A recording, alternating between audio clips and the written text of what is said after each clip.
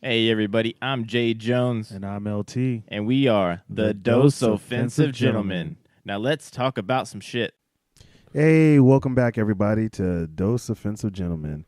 And today's is going to be a continuation of what we were talking about last week, and when we discussed why it's good to make sure kids can train in martial arts and the positive benefits they have for them, both physically and socially and mentally. Both, as in both, and name three things, man. Whatever. Nobody's really listening anyway. But so today we're going to continue that discussion, and we're going to bring it more into the realms of personal self-protection, self-defense, and why it's still needed today, and why why it's a good thing to get kids into that mindset early, because it definitely carries over into your adult life. And as we can see nowadays, even though, if we're going to be honest, crime is still low. It's the lowest it's ever been in history, but there's still crime out there. Right. So before we get into that very serious topic, we have something even more serious we have to do. Bartender Weekly. Dun, dun, dun. Dun, dun, dun. Oh, yeah. It shouldn't even be like a dun, dun, dun. It should be like a go, go, go. I like scotch down into my belly. Scotch, scotch, scotch. So we have a kind of a special scotch for you today. Actually, it's a special scotch for us today. I think we say that like every time. We do. I know, because they're all special. Every scotch is special. They s- have to feel like they're wanted. But for a lot of times, barring a few, most of the times this is the first time we're trying it. Yeah. Ever, so. Yes. Yeah. Like you came over and this was a brand new bottle, and I've had it for a few weeks waiting to do it for the podcast. Yeah. So anyway, so what we have today is EDRADOUR 10-year whiskey. Now, before I start reading everything from the websites for you, just a little bit of a location. The EDRADOUR distillery is about halfway between Edinburgh and Inverness. So it's kind of right smack in the middle of Highland Scotch territory. On the EDRADOUR shop, the description is the 10-year-old EDRADOUR is handmade and one of the last single malt whiskeys from a traditional farm distillery still in production today. The methods of production remain virtually unchanged in the last 150 years and are only just capable of commercial quantities. Indeed, EDRADOUR distillery makes as much whiskey in a year as most distilleries produce in a week, a rare pleasure for a fortunate few. Aged in combination of Oloroso sherry and bourbon cask, and chill filtered at 40% alcohol by volume ABV. Now, I have not tried this one. Have you taken a sip yet? No, I haven't. All right, so I'm waiting. I'm salivating. waiting. Yeah. So let me go into a little bit of the tasty notes, yeah, the tasty notes. It's almost like a poem, almost. So, from Masters of Malt, the EDRADOUR is one of Scotland's smallest distilleries and at the heart of the range. This 10-year-old Eastern Highlander is a rather unique single malt, a decidedly rum-like dram with a thick mouthfeel. Now, on the nose, before we drink it, we're going to kind of explain it. On the nose, medium, great complexity. Thoroughly fruity sherry sweetness with an alluring vanilla. And on the palate, it's cloying. I don't even know if I'm saying that right. Cloying, which we're gonna look that up in a second. With a seductive murkiness, rum, barley, toasted almonds. Some may find themselves lost in the melee. Not quite enough method to the madness. And finish, any confusion is arrested. Spiced fruitcake with creme anglaise. And the overall is an unusual malt. So I tried to say it like I was reading a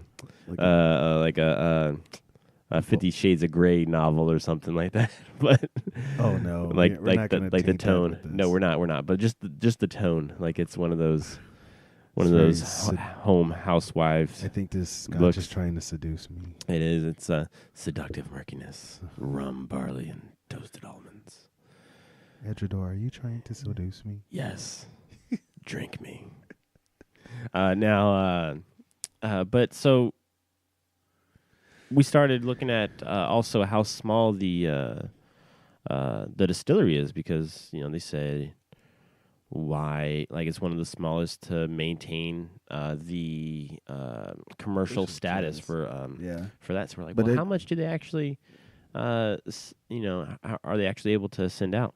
So established in 1825, the distillery was traditionally run by 3 men. Now it's just run by 2. Like, I'm like, what? 2 guys do this. All right. Only 18 casks are produced each week. They have a tour which costs £750 or 7.50 pounds, and currently includes 2 drams and a nosing glass. So, like, that sounds like, I don't know. Like, I feel like that's like, all right, this is the tour of my garage. So Billy and Bob were in the back, and you could pick up your glasses in the living room as you walk out. That's what I imagine it being. Except with a Scottish accent. Yeah, I can't do that though. I can't. I need many more whiskeys before I even make an appropriate attempt at that. Yeah, we should try to work on that. Yeah, we need to. Wait, drinking the whiskey? Yeah, and then practicing the Scottish accent. I'm not sure I want to do that on air. Why? I mean, I already kind of make a fool of myself sometimes, but I think that's the whole purpose of this podcast. No. It's to be offensive. Didn't you read the name? It's to be offensive. I know, and people are still shocked. I know. I love when people come to us like, yeah, your podcast was offensive. Welcome to the podcast. Like, but how? Like, that's the thing is, like, we don't overtly say anything like. No, we don't go out of our way to be offensive, but it's just. No. It's just amazing when I ask them, okay, what did you find offensive and why? Just your views. You're just wrong. Yeah. What? Okay, well, they're my views, so, like, let's debate it. Let's talk about it. No. You're just wrong. Yeah, it's happened way too many times. Yeah. For us to, like, still not have, like, any comments on the videos or anything. Or anyone who's with an opposing view willing to come on. Yeah. And that's the thing. Well, I'm saying, like, you have your keyboard warriors, right? Yeah. Like we still have none of that. No. It's because you're probably scaring them. We're not scaring famous them off enough yet. Maybe, like, watch, we're going to have, like, one podcast or someone's going to share it or something. And they're going to be like, either it's going to be extremely offensive or it's going to be like, oh, I really like these guys. And then that's when everyone's going to come flood in. Well, it's probably going to be like on the Red Pill movie, the, what is his name? He's one of the leading or one of the spokesmen for like the MRAs, the men's rights activists. He wrote a bunch of blogs that never had any kind of publicity. Then he wrote one in response to something. He wrote that one. What's it called? It's called A Voice for Men or something like that. Yeah. Okay. Yeah. So, but before we start drinking the whiskey, he I can't believe you haven't drinking the whiskey yet. He wrote a response, and it was pretty much like why you should beat your girlfriend.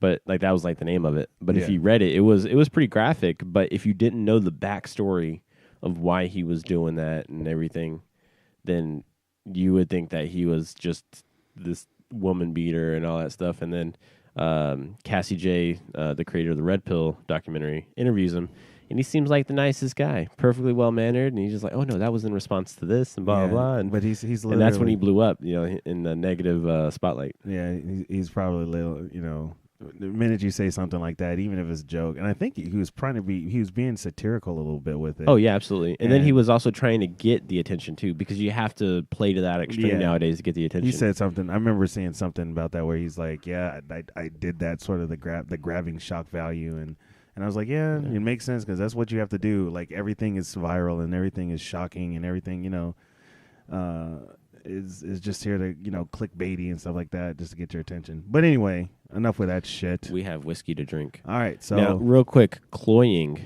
it means disgust or sicken with an excess of sweetness, richness, or sentiment. So when I talked about how it tastes, we're going to see if that matches up. All right, is it too sweet? We'll see. So here's the toast. The toast is, here's to whiskey, scotch, and rye, amber, smooth, and clear. It's not as sweet as a woman's lips, but damn sight more sincere.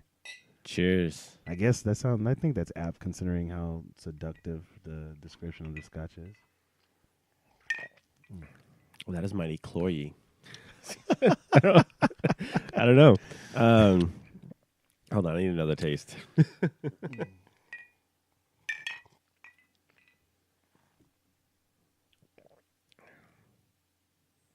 This one's kind of got some grit to it, doesn't it? It does, but it has Kind of like an additional bite, not as smooth as some Highlands we've had. Yeah, that's definitely not smooth. I could see this as being one that we would add some water to it to make it a little bit more mellow. That's exactly what I was about to do too. After I took a sip of my water, I was You see? Look, we've done this a lot. But so on the tongue, it is complex. It is. It is. It's not as smooth as I would want it to be, but you can definitely taste all of the different facets. The water does help. The water does help. It kind of opens it up a little bit. Yeah. I can't really smell it. I can't really do the on the nose thing right now because sinuses here You're are over crazy. Here, typhoid Mary. And I shit. am. No, I mean the smell. Like you do smell that bit, that like very hint of vanilla. I just got wet. Oh, What? But it is I don't know. It's to me, the finish is a thing. Like I'm trying to chase that. Like what is? I'm trying to nail that down. I think it's almost like a gritty kind of finish, right? Almost. Yeah. Like not like overly nutty, maybe.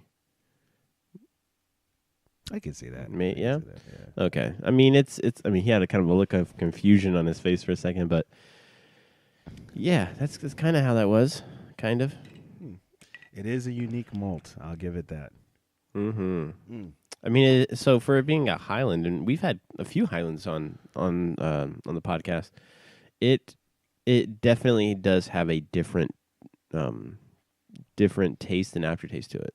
Yeah. I mean, it definitely does. It's not quite as smooth, but I mean, you can tell. So you can tell it's almost not as refined as some of the other ones, and I think that's kind of where we're getting at. Like with it being, we joked around earlier about it being like the craft whiskey sensation. Yeah. Like it's the homebrew-esque feel of it. Which I mean, we have a small operation. Yeah.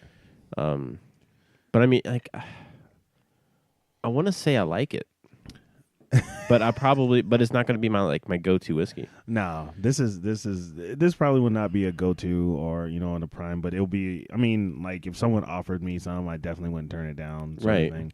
I mean, it's still good. It doesn't really have a peaty taste. It has more of an alcohol, nutty taste to it with a little bit of vanilla.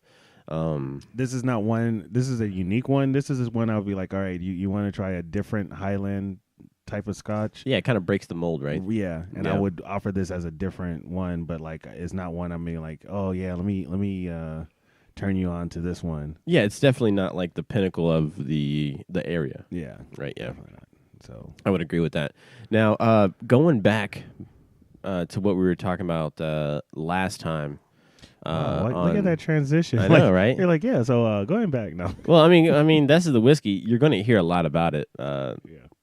Throughout the episode, I'm sure. You're going to hear us drinking a lot whenever the metal cubes start hitting the glass. And you hear that little clank. Yeah.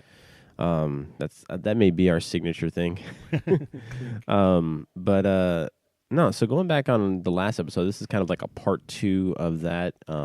So it's kind of the entire ideology of self-protection is kind of what we're gearing this discussion towards. So last episode we had why you should train your kids and why you should start young. Not only learning a martial art, but learning to stand up for yourself, I think was kind of the overall, be self-reliant, be assertive, know your value and defend that and your agency, right? Yep, have your agency and the idea. So that stemmed from Australia wanting to ban combat sports for kids, and that's a perfect foundation to develop those things we were talking about, because kids, one, like I said, they're resilient. Excuse me.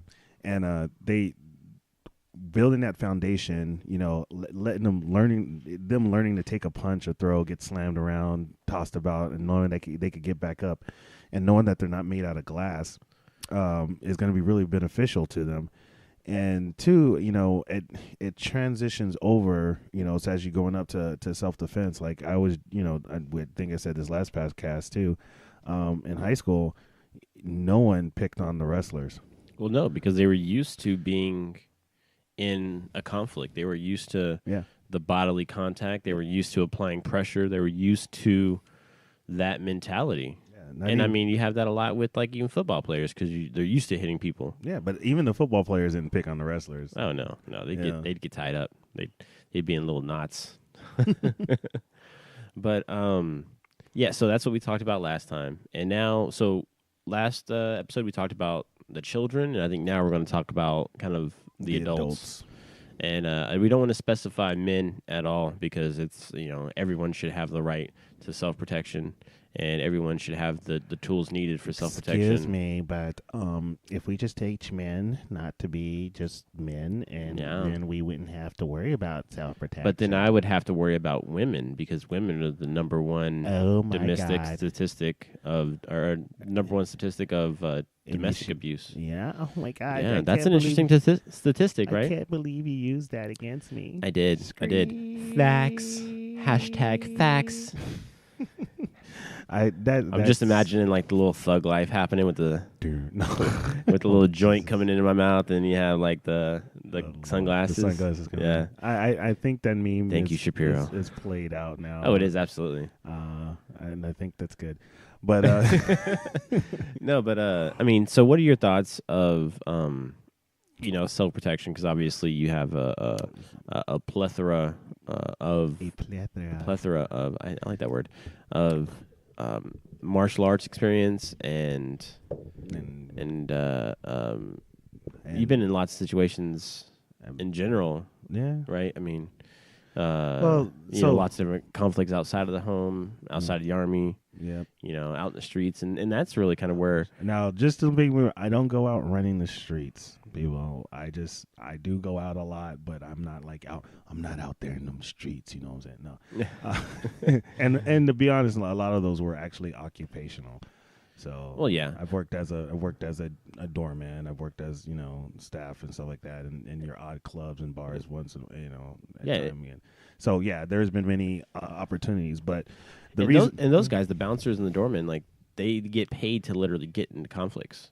Well, you get paid to try to you get paid to keep the peace. But I mean, like if there was a conflict happening or a drunken guy or whatever, you're being paid to deal with it. Yeah, and that's a conflict right there. Hey man, I need you to leave. Nah, man, fuck you. I'll do what I want. It's like, oh, gotta grab him. Then you grab him right there, physical altercation, and you gotta drag his ass out and throw him, man. The very stereotypical camera looking up as the guy flies from the door into the street. And I don't know, because there's sometimes there that always the whole Dutch courage and stuff like that. Like as been mentioned many times, I'm not a small dude, but it would amaze me sometimes like how a guy who literally I'm looking down at would think he'd had the ability or the strength to like pick a fight, and I'm like, I'm not trying to pick a fight with you. So that's liquid courage, man. Yeah, so and you are Courage Mountain. if I fucking beat this guy up, I'll be fucking king of the club. Yeah. That's why that's why I started developing the saying choking is caring, because one of my things I would do quite a bit was I would actually choke out the guys, or choke them enough so that they would be more docile, more compliant, and then escort them out. But and in that way, once they were choked out, they didn't, saying it wasn't, I didn't beat them to a pulp. I didn't do anything like that. I didn't cause any long lasting things. I choked them until they're okay, and then we walk them out. Mm-hmm. We wake him up, and then we send him on his way. Yeah, he had a nice little nap. Yeah, woke up rested. Woke up refreshed. But so the reason I think self-protection is important is because, like I said, even though right now, statistically speaking, crime is the lowest it's ever been, ever, it's still happening. It still occurs. So it's best that you be prepared for that. Usually bad things tend to happen to you when you least expect it. And absolutely. So part of it is trying to be as prepared as possible. You're not going to be prepared for every situation and everything that's going to go wrong. But if you have something, you have a plan, at least, some kind of plan to deal with an incident, you're going to be way better off than someone who's, experiencing this for the first time and don't know what to do. That's where you get that deer in the headlights sort of thing. And that's where you get like the flailing arms too. Someone who doesn't know how to handle themselves, and they're just throwing wild punches, and they could potentially injure themselves or someone else around. Yeah. Because they don't lack, they don't have, and they do lack the mental awareness. Yeah. For your surroundings. So you get on the ground, you start wrestling around. Next thing you know, you're in the middle of the street. You could potentially be hit by a car. Yeah. And you started this on the sidewalk. So you didn't have the situational awareness to kind of stay in a safe area, or even your situational awareness to say, hey, is this a one-on-one fight, or does this guy have multiple friends around? Yeah. And that's bad. That's and bad you brought up situational awareness, which to me is like the key part of self-defense or self-protection in any situation, because if you're not cognizant of what's happening around you, that's how really, really bad things happen. Mm-hmm. And I think today, one of the things I harp on a lot is that you see people who are constantly distracted. They're not paying attention. Go out, like we were out last night downtown, and it was like I was watching how many people were just sitting on their phones, just staring at their phones, and a crowd of people. That's like the last part time, unless I'm about to make a call or I'm looking up something real quick, or or something like that, or even if I'm using it for navigation, I don't sit there and stare at my phone in a crowd of people. Nope, you just look at it and look up. I look at it and I'm constantly looking at people. Constantly looking at people, and one of the reasons we bring that up is about being vigilant is because yesterday we had a attack. Something happened. Yeah, up in Munster, right? Yeah, someone drove a van into a restaurant and killed 2 people, and then he killed himself. And not saying that there's no real big ninja trick to deal with that, but if you're being vigilant, you see a vehicle coming towards you that shouldn't be coming towards you. Mm-hmm. The quicker you identify that, that split second could be life or death. Exactly. So situational awareness is always big when it comes to self-protection, and 2, the reason everyone should be more cognizant of this and develop it is because I honestly believe it helps you lead a better life when that's one of the reasons why I'm more adventurous, why I'm very outgoing, and I'll go to new places all the time and always try something, is because I'm very confident in handling situations. So I'm not afraid, I guess is the best way to say it. Yeah. I'm not afraid of these things. Like, now I don't want things to happen, and I do understand there can be situations where you're just screwed. But if you don't have that confidence you have from being able to the knowledge and to look after yourself, you tend not to be you won't go out. You won't be as outgoing. Yeah. And how do you get that confidence? Yeah, you train. By doing. You do it. By doing.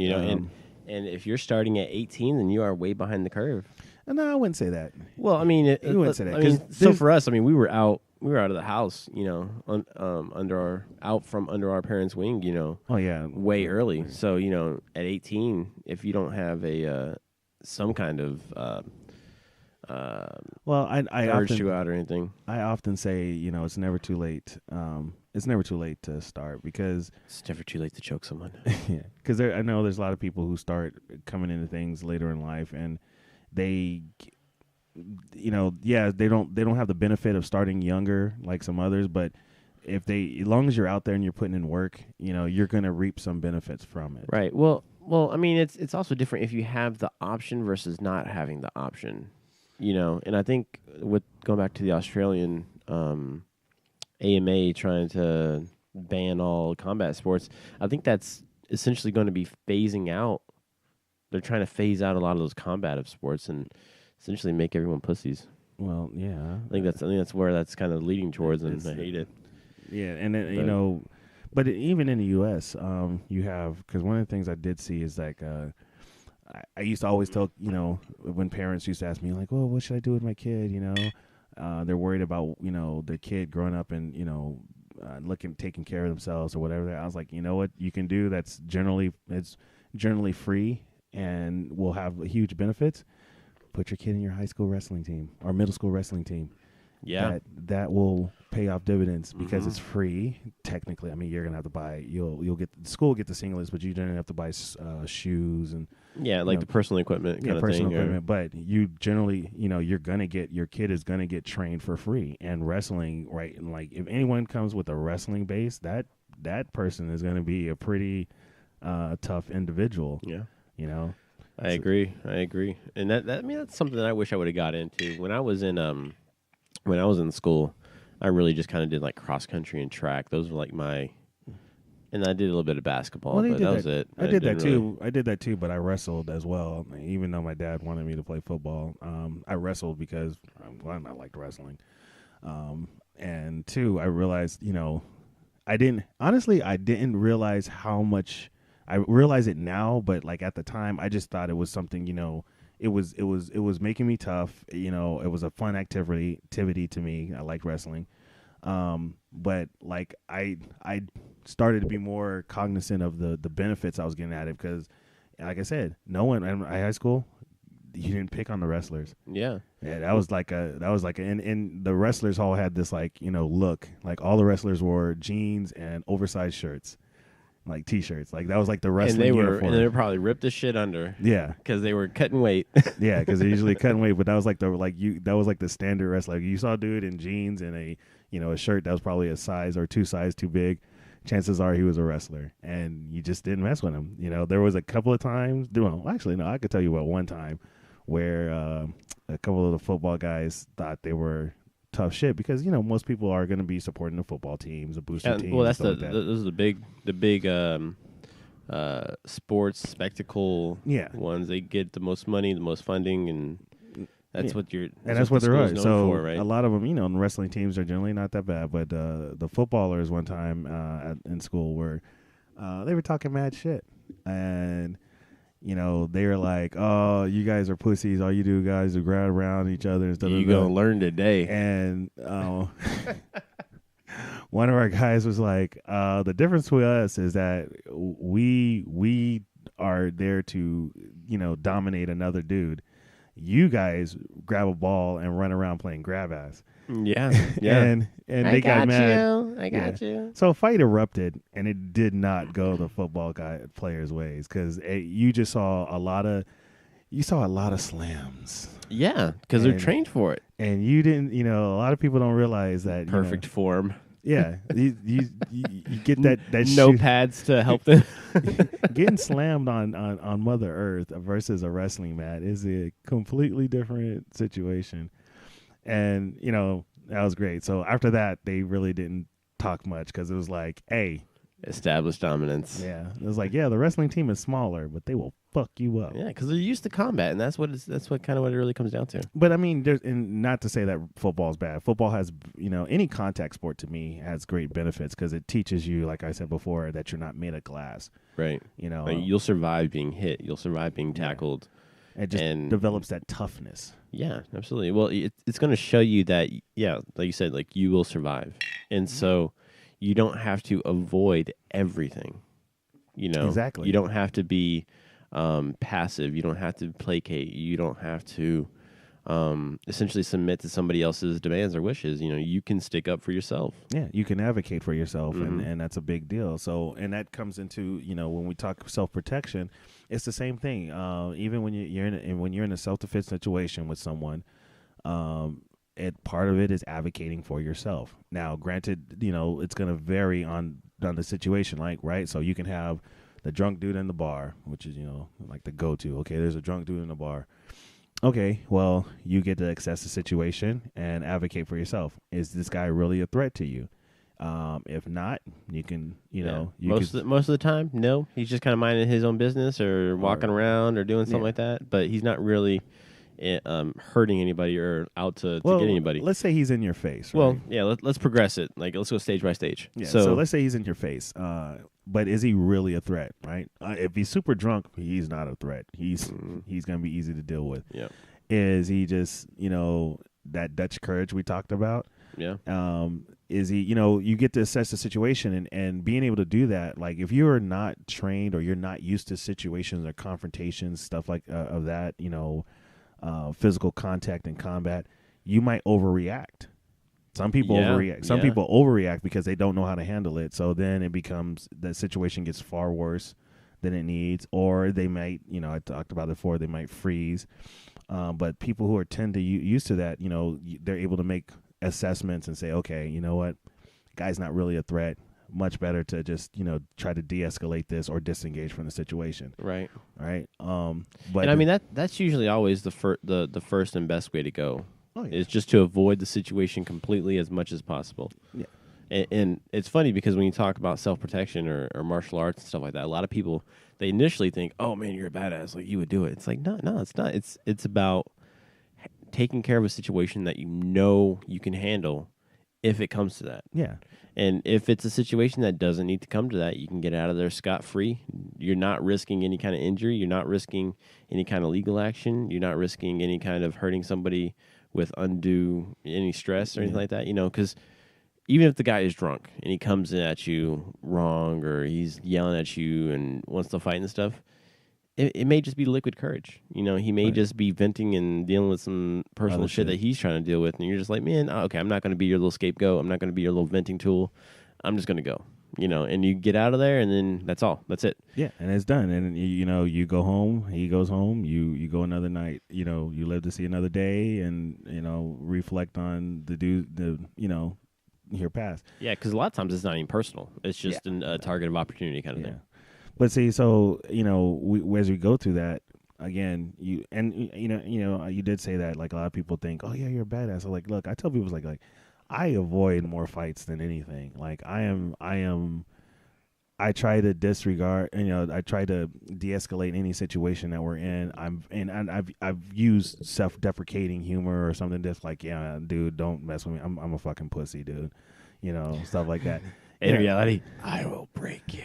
Yeah, but I mean, truly enough, Well, I don't want to. I could take that approach. I could be like, yo, man, I'm about to fuck your shit up. But then I was like, well, but then that doesn't de-escalate it. That doesn't de-escalate it, and then two, you're starting like big shit. Right, you're putting yourself at risk. Now you have to weigh: is that risk worth it or not? Yeah. Is he armed? Is he not armed? Yeah. Does he have a knife? Does he have a bottle? Does he have any kind of weapon that could hurt me severely? I mean, because you could be a black belt in 90 different. You could be a literal ninja and still get caught with a bottle. I mean, my ninja just the amount of my ninja reflexes would catch the bottle. Yeah, that just reminded me of Jax the Destroyer. Yes, I just went over his head. I have great reflexes. I would catch it. No, but you're right, and it's like saying anyone could get caught at any time. Now, granted, training decreases those situations, but it never makes them nil. And you don't want to be, the physical part is the absolute last part you want to do, but you also want to be assured if it comes to that physical confrontation that you're able to deal with it. Be able to deal with it and survive it. Yeah. So we talked about situational awareness. That is paramount. That is the number one. That can get you in and out of the situation. It keeps you assessed of anything that's happening around you. Now let's move on to the next, the next step of that. So let's say the next step into that would be situational. So if we were to put assessing in there, you assess once you got your situational awareness, you see what's going on, you start assessing. So that's when I start talking about is there actual threats? Right. What is the actual threats, and how do you mitigate them? After your situational awareness, we're going to go to the assessing. Assessing is, what are the threats? What are my risks? What are the actual dangers? Once you assess those, then we're going to start moving into our tools. What are my tools at hand? So we mentioned, for instance, if it's going to be a hand-to-hand fight, okay, here are my tools, so I'm going to rely on my jiu-jitsu, my boxing, judo, Krav Maga, whatever, for my empty-handed skills. If it's a really serious situation, which I know this is part that you really want to get into, I start utilizing what some people will say, use the term force multiplier. So I will use a weapon. Okay, so the weapon that and the weapon can be different. It could be a knife, it could be pepper spray, or it can be a handgun. So, or really any kind of gun, really. Any gun, but guns. So I know guns are a hot situation right now, and just to be completely honest, I am very pro gun. Yeah, pro gun. Me as well. Yeah. Also, so and guns to me are very, very, very, very, very good for self-defense, but it requires a lot of training. Just like I believe the same training, you need to put the same training into your marksmanship and handling, carrying a gun and everything and employing and, so on, as you would, training on the mat, training jiu-jitsu, training judo, training boxing, Muay Thai. It requires that same level, to me, that same level of dedication, because utilizing a gun is more than just, I pull it out, point, and I squeeze the trigger. It's an entire lifestyle concept. It is. It's entire art. It's an entire art unto itself, and it requires a lot of. It does require a lot of training. Like I say, the more training goes, you should have more training in your marksmanship before you draw. Explain that. All right. So, like I said, right, we talk about situation awareness. All right. Boom. Here's the situationing. I am assessing the threat. All right. I noticed there are threats. All right. Now, how do I deal with it? Okay. Assess my tools. Oh, I have a firearm. All right. Is that the right tool for that situation? Okay. All right. So you need like not just training in regards to going to the range and shooting. You mean training as in understanding the situation, understanding being able to recognize the situations, right, and adequately and provide adequate response to it, solutions to it. You don't want to go like I don't preach guns, even though I do preach guns. I do actually preach guns. Guns, but they are the best, the bestest of the bestest. No, but I don't preach guns like, okay, well, you're in a situation and, here you go for your draw. All right. You go for jog, center mass, start shooting till the threat's over. I'm like, that's not every situation. No, that's a very quick escalation. Yeah, it's a very quick escalation because, on one, guns are always deadly force. Always. That's why I always hate when people go, just shoot them in the legs. I'm like, no, you idiot. There's literally no place in the body where you can be shot. Let me try hitting a moving target with minimum... with a small piece of small piece of metal. Yeah, but not only that, but under a high stress situation. Yeah, like I've had no practice at doing this. It's not realistic. It's not at all. Even in the movies, it's just like well, that's the problem with guns too. With a lot of people when we discuss these things is because they're more informed by movies than reality. I love John Wick. I think it's a great movie. I think it's a great series. Amazing movie. However, John Wick is not reality, And so when we talk about guns, like, not everyone is going to do headshots like John Wick. They're not that skilled. They're not that smooth, yeah. Yeah. So. Well, I mean, that also comes down to like we said, training, but then the vast majority of people, like let's say the NRA, like how many NRA members are there? There's like what, over 500,000? Yeah. No, there's many more than that. There's over 1 million. Over 1 million, yeah. So you're talking about over 1 million people who have registered firearms, not just registered firearms, but are a part of the NRA. Now, lately the NRA has been proven as being, or not proven, I'm sorry, has been demonized in the media as being, all this blood from the school shootings and everything is on your hands. It's like, that's not even accurate. Like, you're talking about completely different topics, and it's just because the NRA advocates for the Second Amendment, they are being demonized, and it's complete inaccuracy in that regard. Complete inaccuracy. Well, here's the thing, and so if we go into a little history, and one of my issues with these gun talks, gun bait, and when we talk about gun control, is that gun control, especially in the United States, has very racist roots. All right. So when after the Civil War, and this is, I'm giving you this is broad brush. So when someone's like, oh, you didn't forgot to mention this, I get it. I'm not going into all that. But after the Civil War, they instituted these things called black codes. All right. And one of the black codes was that black people could not own firearms because they were fear that they would retaliate against their former white slave masters and stuff like that. Which at the time you can see as being understandable. Well, I'm not condoning it, but I can understand the mindset of that. Right. You don't want to arm the people that you just enslaved. Right. And you just freed from enslavement. Yeah, they might be a little bit pissed off. Right. But it showed that, that right was not being afforded to them. So groups started to fight, and one of the groups that actually started to fight to allow people of color to own arms is the NRA. Yeah, and a lot of people forget that part of history.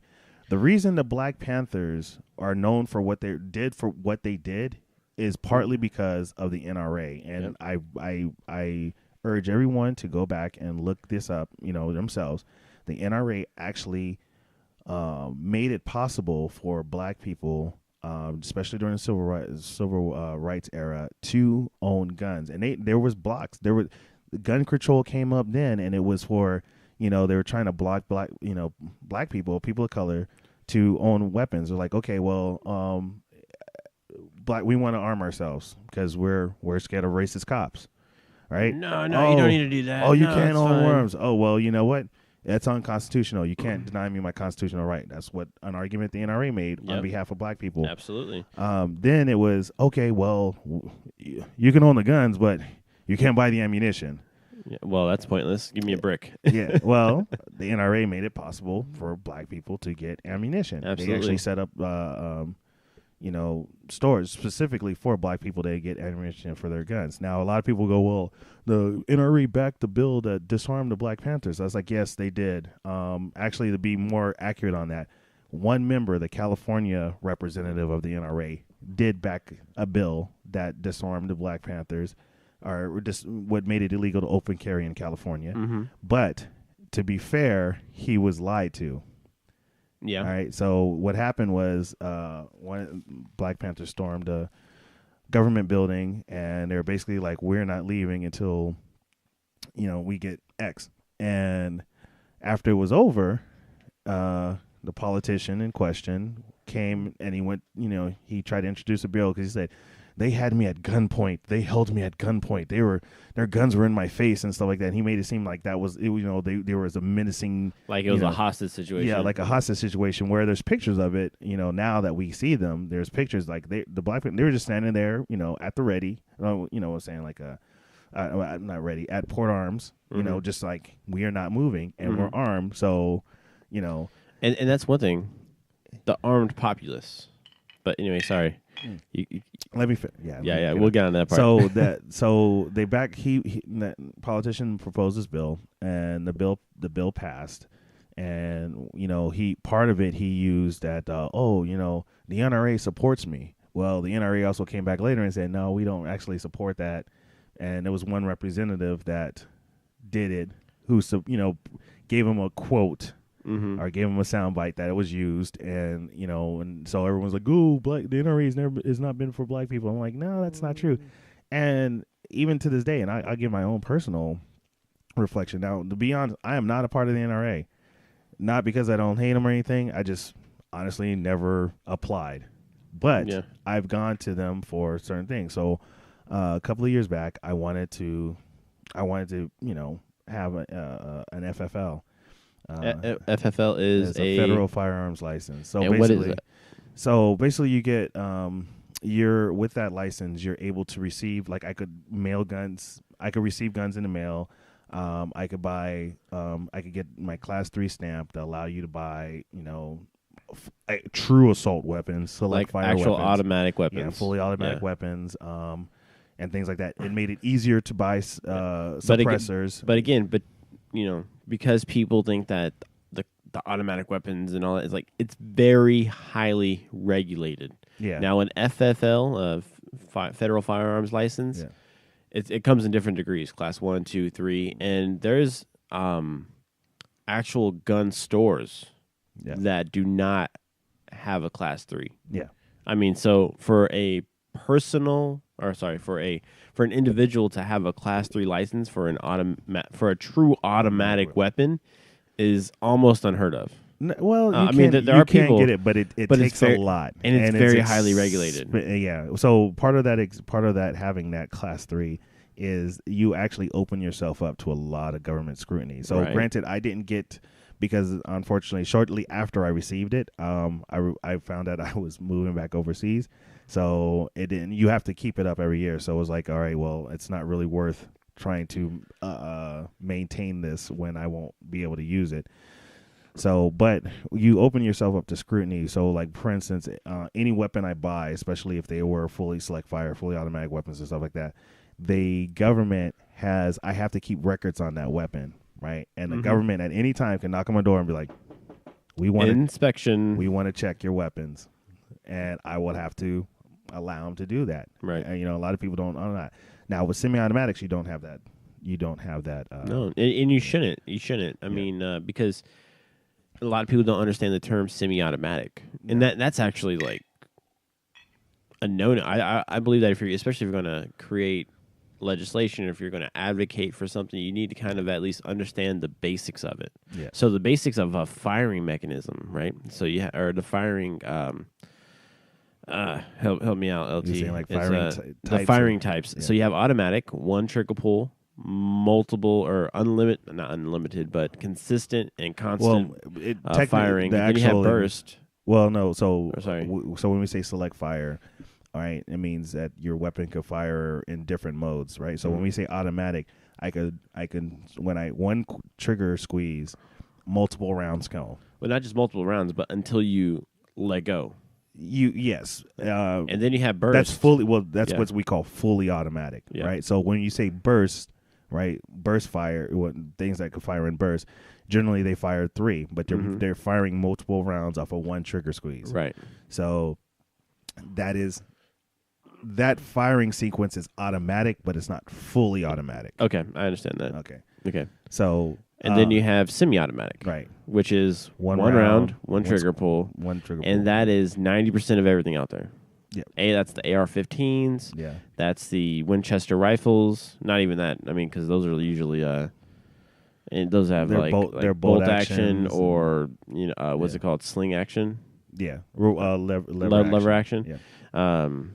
I mean, even revolvers and Glocks, Berettas, all that, like all the handguns, all semi-autos. So I just want to point this out. I want to just make this one statement because I hear this all the time, and it drives me crazy. The AR-15 is not a military grade weapon. I will say this again: the AR-15 is not a military grade weapon.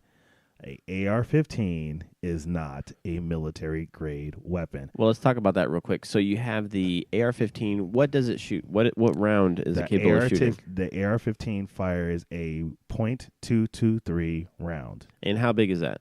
Roughly, like is it?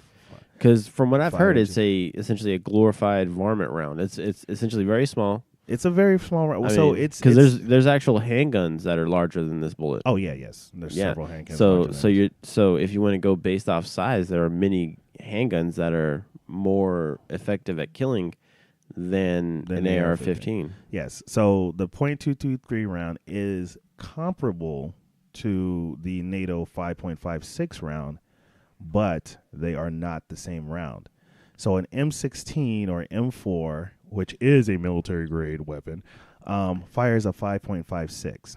A M16 or M4 can fire a .223.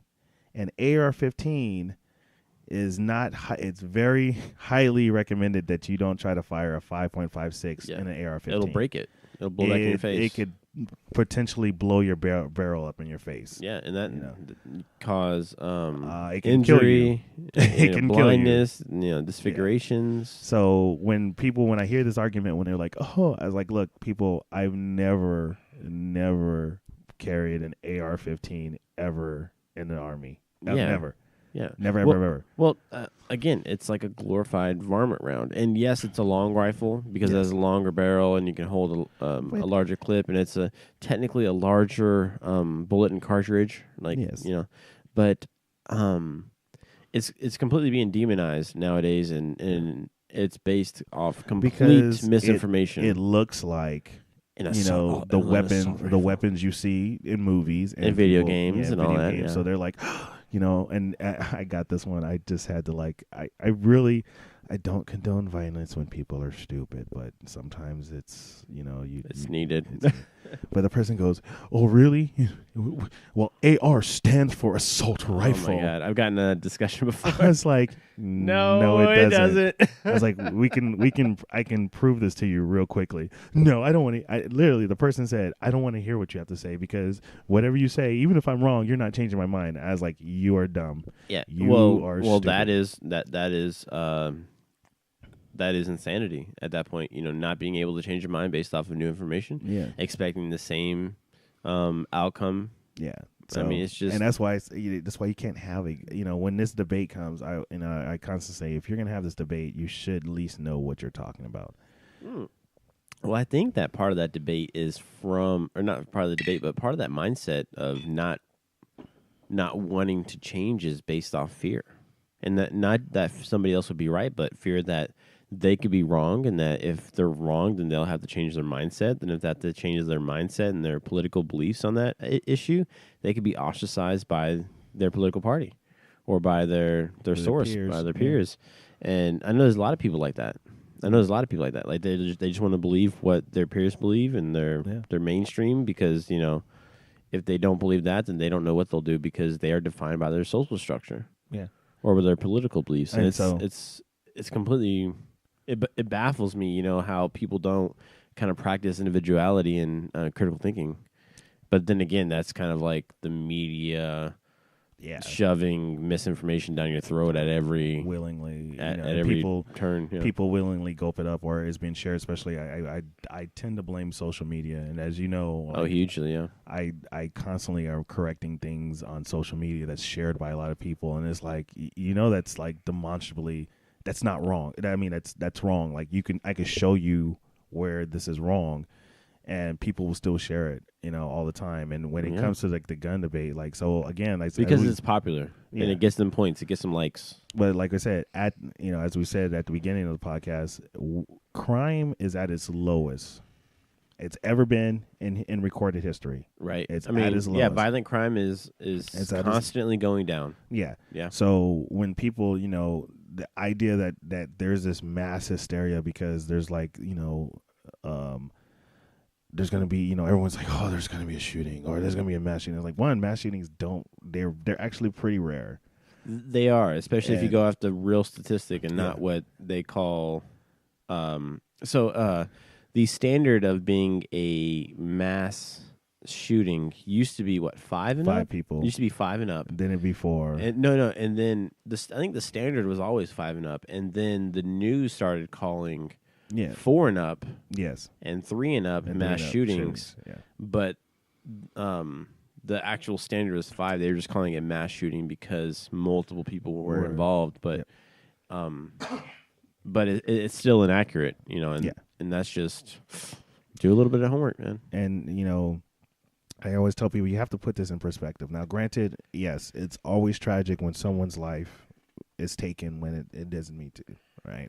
We're not sitting here to this is not to dismiss death or the suffering of the loved ones and their grievances, but the thing we got to remember is so in the U.S., right? The U.S. consists of over 330 million people. And how many gun owners? Oh, I don't know exactly, but there's millions of gun owners. Millions of gun owners.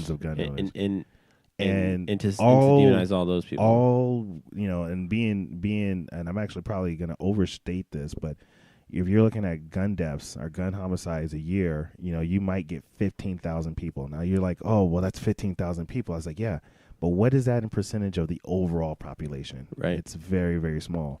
Now, I know people go, well, other countries don't have that. I was like, yeah, they don't have that level of gun deaths, but their homicide rate is not that much different. Yeah.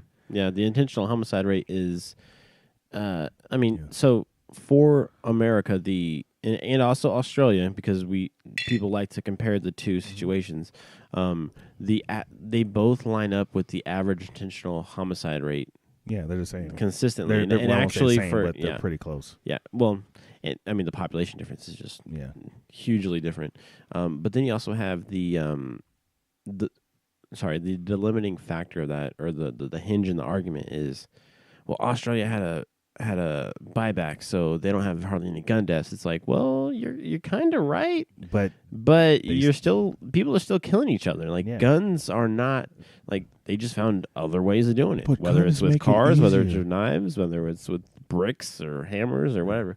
Well, and that was funny too, because we also saw this week at London's murder rate is actually exceeded New York's. Yeah, and London has very, very, very strict gun control. And the people, the danger there, the thing that they want to ban there is knives. And a lot of people die from stabbings. And, I think because of movies, too, a lot of people don't realize how dangerous a knife it actually is as a weapon. Oh, yeah, you get stabbed. Yeah, you'll just shake it off, man. I always hear people say this stupid line all the time. Oh, you don't see anyone killing each other that, you don't see these mass, killings with knives. And like, in China, one man killed 33 people and injured over 100 with a knife. Yeah. With a knife. And they're like, I was like, you don't understand how dangerous a knife is, because in movies make you think you could survive. Movies make people think that unless they're stabbed in the head or in the throat, get their throat cut or something, or stabbed in the heart, that they're going to survive. I was like, no, if I stab you in the gut, you'll more likely or not, you're going to die. Well, let's just look at the process of that, right? So you get stabbed in the gut, and that punctures all your different skin layers, your muscle layers, your fat layers. Then it enters your internal organs, where it releases bacteria that then enter your bloodstream and cause an infection. Mm-hmm. So yeah, you may survive one quick jab. No, but you may. I didn't say you will. You may, but then no one really ever stabs anyone once. It's a sewing machine action. Yeah. So you're talking about causing an extensive amount of trauma over a very short amount of time. Yep. And that, doctors can't operate on that. And there was a video. There's actually two videos I want to talk about real quick, but when we talk about knives. So there's one video of a guy. Apparently he was talking trash online to some other guy. And, excuse me, and he was in Asia. And he was in an internet cafe. The internet cafe had 20, 30 people in it, and they're just rows of computers, right? And it's wide open to market style because it's hot there or whatever. Security camera footage shows this guy walking in. You don't see him carrying anything at all. He walks right up behind a guy and just slits his throat. Yeah. Just slits his throat. Just one smooth motion.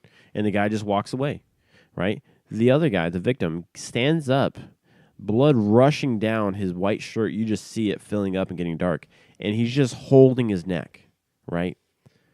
And he's just holding his neck. So knives do a huge amount of damage, right? And they're not quick at all, even in that kind of situation. So violence is violence in general. And then the second one is it was the Good Samaritan. Right, so it was a hotel lobby. It had I believe, a man and a woman that were in a confrontation, and then the Good Samaritan was trying to break it up. Little did he know that the other guy was armed. Oh, I saw this one. And little did he know that the other guy was armed and got into a tussle with him, grabbed him. The other guy fought back, and the Good Samaritan ended up getting slashed in the leg. In the leg. What's that artery in there? Femoral artery. Yeah. So he got slashed in there. One good cut.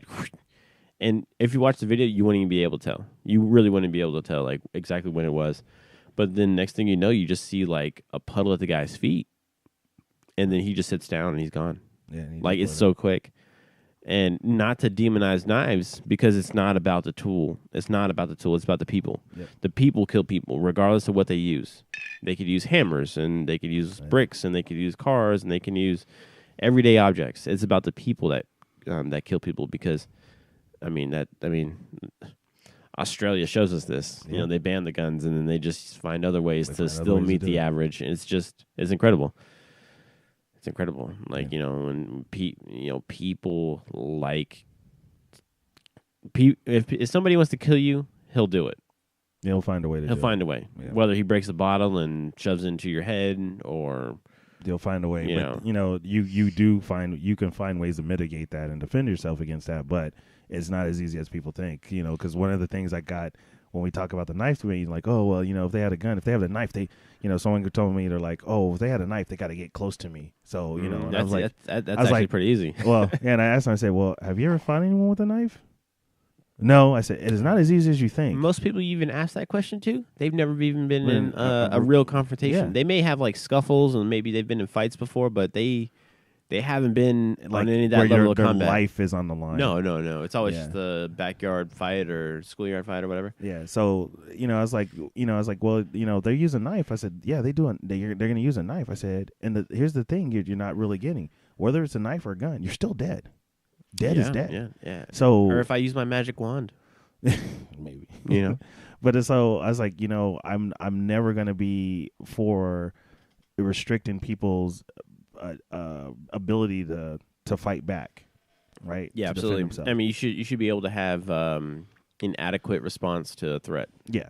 I mean, And whether it's a martial art, whether it's a firearm or whatnot, whatever you know, tools. it's all about being safe and responsible with it, and that's where training comes into play. Yeah. Training and accountability. But see, so when we talk about guns in this thing, you know, they're demonized so much, and I honestly just as people are afraid of them. They're afraid of them because, you know, yeah, a gun's job is to kill things. That is its job. Yeah, It does it very well. You know, your car's job is to transport you to different places. It does it very well. Are we gonna, you know, do we get upset when there's a car crash? nope. And No. actually, there's more deaths in cars Yeah, than there's with there's guns. more deaths by drinking and driving, vehicle accidents, texting and driving Yeah. than there ever will with guns. Well, those are illegal, so people can't do those. Well, it doesn't stop it from happening. Murder's illegal. Murder is illegal. That's never stopped people from doing it. So but being able to defend myself and those around me and those I love, that's very important to me. But I actually, you know, so we're getting on this, and it just makes it so it's so frustrating because you notice, like, in the media, there's different responses to things. yeah, right. So let's talk about those because there's actually a very recent Yeah. one. I mean, we had the Parkland shooting. Right. And which we still hear about. We're still hearing about it. We're still hearing the students talk, the parents talk, and the media talk, and still getting that kind of, you know, what's the kid's name? He's like the big spokesman for now. David Hogg. Yeah, David Hogg. Yeah, he said previous generations don't know what it's like to be shot at by an AR-15, and then I saw it on my Facebook feed, and then you saw like the response to it, and it was like World War II vets, like Normandy. Yeah. It was like, yeah, tell us about it, sunshine. Like, yeah, you're right. I think you're right. Like, Well, people don't know about how people were like, those guys were at war, and I was like, yeah, but those guys were the same age as David. Yeah, David absolutely. Hogg. So Absolutely, shut your fucking face. Yeah, but it's just one of those things. It's like it absolutely should not happen. But again, A lot of and we're things about should not and happen. absolutely. But we're talking about an adequate defense, and that's really what this is about. It's not about, you know, I should be able to have a gun to do what I want. No, I should be able to have a gun. I should be able to have a firearm or a method. Or a way to defend myself. Yeah. And that's it. And strictly in a defensive. I'm not going out hunting and trying to track people down. No, I'm trying to just go shopping. And when a guy pulls a knife on me or tries to steal my car or something like that in a parking lot, I can defend myself and my belongings. Yeah. And that's really what it's about. Well, and again, you know, the reason I started carrying is because, you know, while I was working in college, when I was working at a auto shop, and I was entrusted to do, you know, night deposits at times. So, you know, at the end of the day, we didn't keep all the money in the store. So we had a balance that we kept in the cash register. Everything over that was deposited in the bank. So we would drop it off, you know, unless on Sundays you usually didn't do it. But we would drop it off. And I remember when I started working, you know, when I started doing this job, had this responsibility, my boss came to me and he was like, hey he's like, by the way, do you have a pistol? And I was like, no. And he goes, all right. And he goes to his truck. He comes back and he's like, tonight, take mine. So I was like, holy shit. That's And it made sense though, because I was like, all right, well, I'm literally driving with a pouch with, with tons of cash in it. With tons of cash, if we had a good, and it was a big auto shop. This was a chain auto shop, so potentially thousands of dollars. Yeah, and you're depositing it at night. At night, yeah. And the bank that we use, wasn't like secluded, but it wasn't like highly visible either. Well, it was at night, and it was at night. I mean, in general, it's just a very stereotypical environment that you see something bad happening. Yeah. So I went the first night, and I was like, okay, nothing happened. All right, cool. Went the second night, nothing happened. I went the third night, okay, nothing happened. And then at this time, I went to my uncle. I was like, hey, uncle, so what I'm doing, I need to get a gun. Is it possible to get a gun? My uncle was an old, Vietnam vet. He was, he had guns. He had the guns. He was special forces back then, and da-da-da-da-da. And so it was like, oh, yeah, nephew, I got you. So I was like, okay. So I went back night, and this is the thing that like shocked me. So I'm going up. I had the pistol, and I remember my boss was like, hey, don't put it in your pants or anything. Put it in the seat where you could grab it quickly. Mm-hmm. So I'm going. I have the pouch, and I had a Beretta on the seat. I'm pulling up to the deposit box, and I see a dude peeking. I see the head peek out, and like from around the corner of the building or something like that. No, so how you have those standing ATMs, drive-through ATMs, right? He's standing on the other side of that, and so he's like standing behind a pole. Well, I mean, it's like bigger. Pretty much. It could conceal him. Like if he didn't pop his head out, I wouldn't have saw him. Right. So he was standing behind that, and and to the left of that is on the building. So this was out, further out. On the building was where the night deposit drop off box was. So he, when he sees me pull up, he comes up to the truck. And I reach over, instead of grabbing the bag, I reach over and I grab the pistol and I pointed at him. And it's night. He didn't see it until he got closer. So he came to knock on my window, and I'm looking at him, and he realized my arm is outstretched, and he started focusing. He saw the gun, and he turned and he took off. Right. And I was like, holy shit. So what does that show you, though? What does that show you? That I was that it could be a deterrent and not necessarily a weapon. I didn't even have to shoot him. Right. So then, I come back the next day and I'm like telling him, I was like, oh my God, this guy came up to the truck and all that. He's like, yeah. He's like, ask anyone. He's like, ask my coworkers. He's like, ask my coworkers how many times someone tried to rob him. And they're like, oh yeah, a lot. Especially, and they're like, especially around Christmas time. Oh yeah, well that's a huge cash influx. So there was one time. So there's one time I was locking up by myself. We were having a slow day, so I was like, all right. They're like, hey, LT, are you good to close up? And I'm like, yeah, So I'm closing up. The mechanics are shutting everything down. They're cleaning up and stuff like that. And then it eventually was me and one other mechanic closing up. I saw this car driving. This car drives into the parking lot. And it drives around back, right? Okay. So it doesn't park like in the front of the building. It drives around back. So at first I was thinking, okay, well maybe, this is ride or something like that. But I was like, no, he drove into work. So I'm like, okay. Then I see the car come around, and it's like it's cruising the parking lot. Oh yeah, so scoping everything out. Yeah. Right? So I was like, okay, we're closed. Right. Lights are off. So everything's empty. I come in there and I had the door, so the shop has a glass front, so you could see everything inside. So you could see me standing behind like a desk, like the big counters and stuff like that, and stuff like that. Plain as day. There's nothing obscuring us. So I'm like, okay. So I had my pistol on the lower part while I was putting the money in the pouch, and dude comes up to the door with a mask on, like a ski mask. Oh, on. Yeah. Oh, I'm just here to get an air freshener, man. And he's trying to pull on the door, but the door is locked, right? Right. So I see him like raising up something like he's gonna smash it in, and all I did was, by this time I'm a little bit more seasoned. Yeah. So I wasn't like freaking out. All I did was I took my pistol, I put it on the top part of the cabinet, like like put it up there, boom, looked at him and went back to counting the money. And he looked at it, saw the gun on the counter, and he's like, fucking jumped in his car and took off. Yeah, it's not worth it, right? Yeah, it wasn't worth it because he realized there was a risk, and I wasn't gonna do it. And that's the thing is, guns save a lot more than they take, and it's just by those kind of deterring factors that you just had 2 stories yourself on.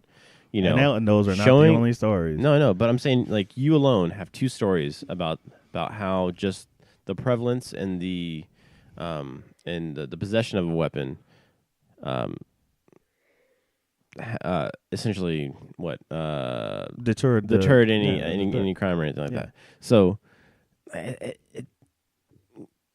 don't know. Like I can't justify. I can't wrap my head around why people see that as a bad thing, right? Because it's all being demonized by these few instances of school shootings, mass shootings, all that stuff. But I mean, we live, we're overseas. We just talked about how a guy drove his truck through a restaurant, killed 2 people, then killed himself.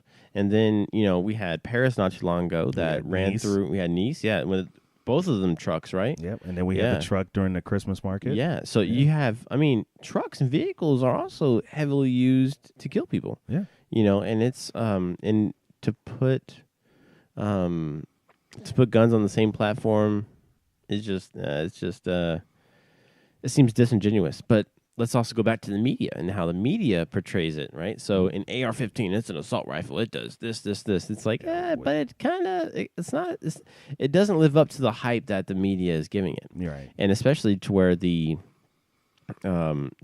media and there's been some misquotes. I'm gonna fire this. I'm fully semi-automatic now. Full semi-automatic. It's like that's not a thing. It's either semi-automatic or automatic. It's not that guy. So the person who said that, and I made that. I was just like, oh my god. I actually knew him. He he was my commander at one point. But I was like, I always tell people, I said, but you have to understand, he was a tanker. He's not. Well, he is not the guy to go to talk about guns. If you want to talk about the capabilities between armored vehicles, go to an infantryman. I'd imagine. Yeah. You'd go to an infantryman about firearms. You'd go to a tanker to talk about tanks. And I was like, so for him to be out there, and he's a good guy. He is a good guy. He's wrong. He was wrong, and like even his posture and all that, I was just like, "Oh my God, sir! It's just I taught you better than that." Like literally, literally taught you better than that. But so you have these instances where the media is like hugely disingenuous, and you have so speaking of which, we talked about the Parkland shooting, right? Mm-hmm. Parkland, you're still hearing about that. That happened when several, like 2 months ago. 2 or 3 months ago. I mean, in Facebook time, that's like a year. But so you have all that, which I agree, horrible incident. Yeah, horrible incident. It should not have happened. However, for that specific incident, there is a system in place that would have stopped that incident had the bureaucratic process worked as it was supposed to. Yeah, you mean the law enforcement agency? The law enforcement agency, like them submitting, the complaints and everything to be researched on the federal background checks, everything like that. It just doesn't make sense how that's. Yeah. Because if you look at the gun laws that are now that we have now, they're actually very, very tight. Yeah. Going through the process of purchasing a firearm and everything is actually a strenuous process, and being deemed worthy of owning one is actually a strenuous process. Yeah. But it's the bureaucratic process. And that's the thing. People who've never actually bought a firearm, they always say there and it's like, it's so easy to get a gun. I'm like, no, it's not. It's the gun show loophole. Yeah. No, there's not one. There's not one. There isn't. I want you to go to YouTube and look up gun show loophole. And then just find one that actually works. Because I also point this out too. I said, they're like, oh, you could go to gun show and they don't do background checks. It's like, well, negative. A lot of states, they are required to do a background check. I said, but even if you take that federally, it is illegal to sell a firearm to anyone who cannot possess it. Right. Right. So if you cannot legally own a firearm, and even if you go to a gun show and buy one, Mm-hmm. you both committed a felony. Right. So you both committed a crime. Mm-hmm. And there's not a lot of gun distributors or gun stores or gun sellers who are willing to risk that, because that's a livelihood for them. Yeah, and I'll tell you right now, as someone who has bought firearms from a gun show, they made sure took a copy of my driver's license. They did a background check. They did a whole lot of. I filled out a lot of paperwork before I was able to leave with the firearm. Did you leave the actual show with the firearm? Yeah. But how long did that process take? Basically, so this is how you did the process. So I went to the person. I told him, after I saw the gun, yeah, I said, want this Glock 19, blah, blah, blah. Yeah. Okay. So then he was like, okay, cool. You can get your driver's license and stuff like that. And he's like, all right, cool. I gave him that. He actually went and took a photocopy. He made me fill out paperwork. He said, okay, well, what we're going to do is we're going to sit this back here. You will give me a ticket. If everything is good, I take the ticket as I'm leaving, and I turn over the ticket, and then I was able to pick up my firearm.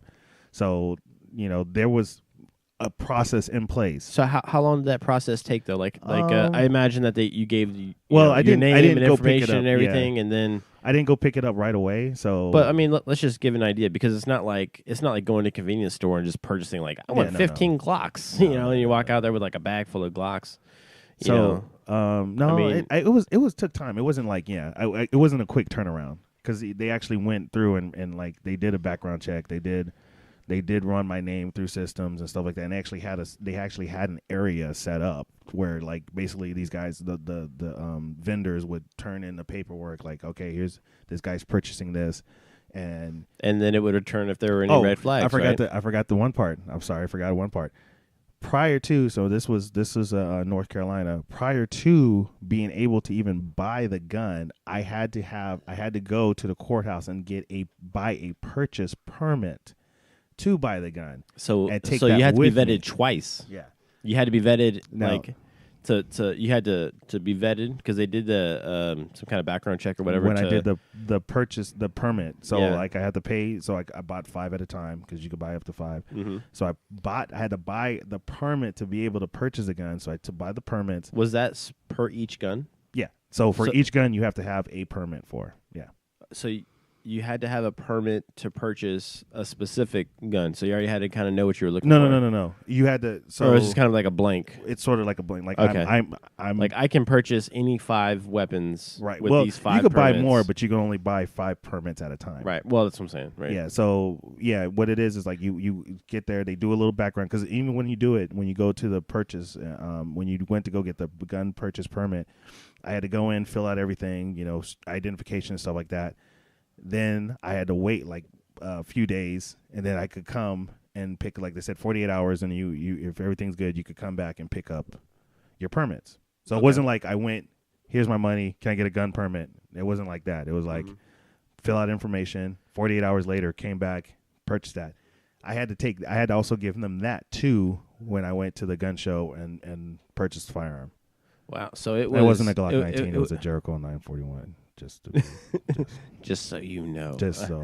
But I do. I mean, I just use it as a generic weapon. Oh, you should. And everyone should own a Glock. It's also 19. easy to say. But I mean that's another thing is these gun laws have enacted these processes to make it more difficult. There's a ton of vetting if it's actually done correctly, to where these weapons are actually in the hands of people who are responsible and trusted to have them. Now, I will say this: there have been incidents where I have been able to go into a gun store and walk out with a gun. That same I won't say like that, but I still had to go through the background checks and all that. But the only reason I was allowed to do that is because I was an active serving member in the military. So I went in. And this was actually the time I did purchase my Glock 19. I went in and gave them my military ID. I had to give them a copy of my orders, right? Because I wasn't a resident of that state. Mm-hmm. Had to give him a copy of my orders. He ran a background check. Of course, it was quick because you're in the federal system. I'm in the federal system, military, right? Yeah. So it was quick. Boom, perfectly fine. Then I was able to buy the gun, and that took about 30 minutes.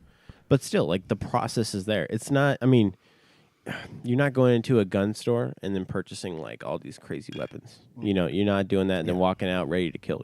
That's not the mindset that really anybody has. Well, no one does that if they're like, if someone is planning to do something like that. Generally, it's malicious. It's malicious, and most of the time they it's don't evil use intended. their own personal weapon. Oh, yeah, absolutely. But I mean, and that's another thing is if somebody wants to get a weapon, like if they want to have it for malicious intent, you know, with the serial number scrubbed off or whatnot, you can get them. Like there's a black market. You know, there's a reason why. Let's say Chicago, Southside Chicago. Everyone loves talking about this place. Very, very stringent gun laws. Very high murder rate. Well, let's look at the recent shooting in California. Yeah. Oh, my goodness. You mean the YouTube one that we have not heard about? Yeah. That was very recent. That hasn't been in the news for days, but I'm still hearing about Parkland. Exactly. And again, that's the entire the media propaganda shoving, you know, misinformation or an agenda down, you know, down people's throats is because, you know, there's certain instances. So I'm going to name off a few, and you tell me which one you know. Right, okay. or what you think about it, right? So you have the Parkland shooting. Yeah, it's tragic. Right? Tragic, right? You have the shooting in the small Texas town where the guy shot back with an AR-15. Yeah, at the church. Right? Yeah. How many died? 20. Over 20. Yeah, 26 right? or 27. How many died in Parkland? 17. Okay, so you have 17 versus 20. Which one did you hear about? You hear more about Parkland now. Okay, now then you had what locations were those? Florida and Texas, right? Mm-hmm. So now the latest one is you have California. Mm-hmm. You had which was the perpetrator was actually a woman with a handgun. Mm-hmm. And what religion? Muslim? She was Baha'i. She's Baha'i. Baha'i, which is very common. She was Persian. Persian, okay. But it's very common amongst Persian. Like if you know a Persian person, they probably are Baha'i. Okay, so Middle Eastern, we'll say that. Yeah. Is that right? So Middle Eastern.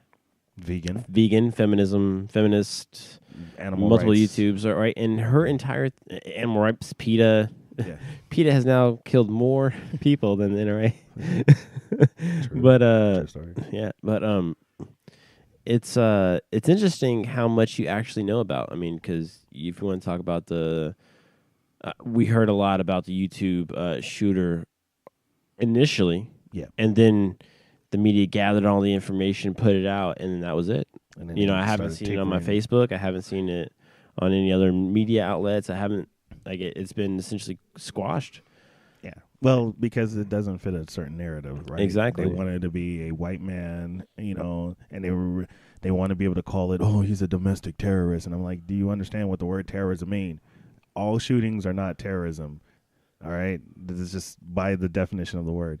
But yeah, and what I'm going to say, since it just happened this week, this is what I want to do. I want to revisit it in like 2 weeks' time and see if anyone brings it up and talks about it. Yeah, let's see if it actually gets analyzed and and everything. But I mean, if you want to talk about the facts of the YouTube shooter, that was kind of the epitome. Like it had all the red flags. Yeah. Like when the media was putting it out, you had a disgruntled YouTuber who was getting demonetized, essentially not getting paid for what she was doing. Made videos on that very subject. Yeah, and put out public, I don't want to say threats, but public opinions on that. And those were very, very quickly taken down from all of her social media profiles and everything like that. But then, so you have, she gets demonetized. She spouts off her dissonance, right? Her disgruntled opinions, which, okay, whether it's just or not, handle it. Well, she did in a manner that we don't always like. So she left home. Her family, she was from Southern California, and then she went to Northern California, or she went to the Bay Area. So that's a long way. 500 miles. Yeah, almost 500 miles. Yeah. Her family declared her missing. Mm-hmm. Police found her sleeping in a car. Mm-hmm. About halfway, I think. About halfway or almost to. No, I think she Bay was area. there. Was she out there? I'm not sure, but I think she was actually. Well, I mean, in San Bruno. She was around the San Bruno area. Right. So police found her. Well, you're an adult and you seem fit. You're mentally fit, so we can't make you go back to your family. So they call back to the family. Yeah, she's safe and everything like that. And then she essentially sneaks into the YouTube headquarters and shoots people. Yeah. I mean, it's if that does not fit the agenda, I don't know what doesn't. Like that is. Well, see, the problem with that, where it doesn't fit the agenda, is because one, it's a woman. Right, absolutely. She used a handgun. And not an AR-15. AR-15. Which is so easy to get, the gun show loopholes. I don't know why she just didn't get that. California is a very gun restrictive state. It is, absolutely. And also the... but LA has such a high murder rate. Oh, my goodness. But that's another thing is, a lot of these areas, or a lot of these places that are being... targeted for shootings are gun-free zones. Well, guess what? It's not the guns that are doing the shooting. It's the people. It's the people. It's the people because they see a target of opportunity, and they're like it's the path of least resistance. They're essentially attacking a place to where people are supposed to feel safe. And it's a false sense of security is really what it is because you're relying on other people. You're not relying on yourself for your own security. Exactly, and that goes back to what we were bringing up. Absolutely, it's personal self-protection. Why that's so important. You should not rely on others to keep you safe. You should have, whether they be personal people or government entities. Right. You should be able to at least have some fundamental ability to protect yourself. Absolutely. But since we're, we just brought it back to the beginning, and this is a very good discussion, and we can go on and on and on and on about that. But we would we'll just cut it off here. Yeah, I think it's a good stopping point. Yeah. So if you have any questions, it's going to come back again. Man, we could have an entire series on this, I think. But so a few of the notes from this, it's all about self-protection and responsibility. There is a process in place, both federal and at the state level, for firearm ownership and purchasing of firearms. There is no gun show loophole. There is an entire process if it's actually done right. If it's not done right, then you committed a felony. Congratulations. All these shooters that are happening right now or that we've been hearing about, it's very selective on what the media will show you. So, it's don't not get hyperbolic. Yeah, don't get hyperbolic. Try to take it as needed or take it as prescribed. Yeah. Just know that yes, people die, but if you were in that situation, would you want to be defenseless? Exactly. Because they've done interviews. I know we're going to cut it off really soon. They've done interviews of teachers in that situations to where, the teacher is being quoted as saying, I wish I would have had my firearm. Yeah. And guess what? That gets cut off from the media because it doesn't fit an agenda or anything. Well, like I said, but let's end with this just to make sure. So why we don't be hyperbolic. Crime is at its lowest point in recorded history. All right. I want to make that point very clear, but it still happens. So look out for yourself. Stay vigilant.